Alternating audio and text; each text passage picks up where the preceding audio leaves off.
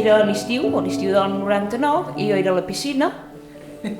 i va venir la Concepció que volia parlar amb mi. I va dir, pots venir aquesta tarda a la botiga que volem parlar amb tu, el Lluís i jo, perquè ho volem oferir venir a treballar amb nosaltres. Vaig venir i, bueno, em va semblar que estava molt bé, que era molt bona opció, i vam dir, bueno, estarem a prova uns dies, i vaig començar a les tardes, i al cap d'un parell de mesos, quan va començar les escoles i això, a ells també els interessava més que vingués al matí,